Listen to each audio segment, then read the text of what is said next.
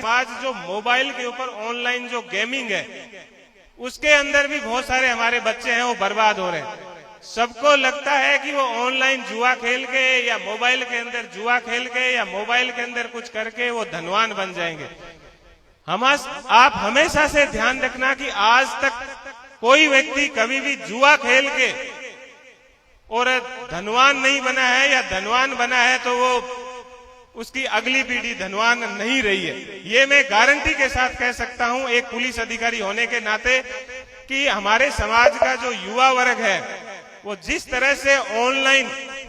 जुए के अंदर वर्तमान में संलिप्त है वो पूरे समाज के लिए चिंता का विषय है। और उसके अंदर हमारे समाज के छोटे छोटे बच्चे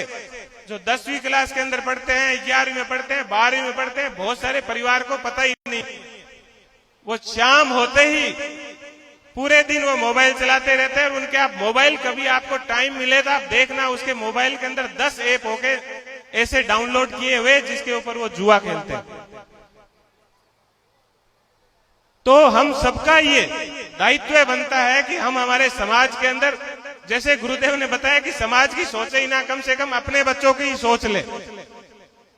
हमारे जो बच्चे हैं वो क्या कर रहे हैं, उनकी संगति किनके साथ है, वो कहाँ उठते हैं, कहाँ बैठते हैं और वो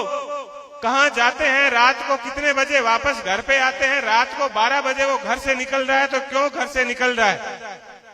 ये सब चीज के ऊपर ध्यान देने की सख्त आवश्यकता है। और यदि हमने इन चीजों के ऊपर ध्यान नहीं दिया,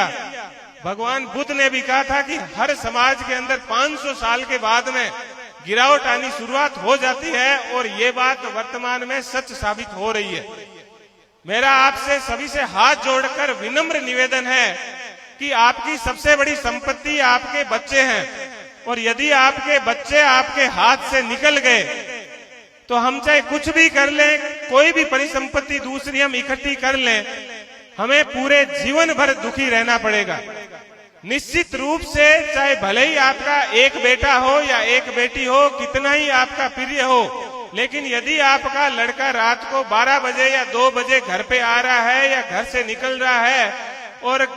गाड़ियों के अंदर रोड के ऊपर घूम रहा है तो आपको सचेत हो जाने की जरूरत है कि आपका बच्चा सही रास्ते पर नहीं है। 99% ये 99% ये संभावना है कि रात को 2 बजे आ रहा है, जब मर्जी आए, घर वाले पूछ रहे हैं तो उनके ऊपर गुस्सा कर रहा है, उनके ऊपर चिड़चिड़ा हो रहा है,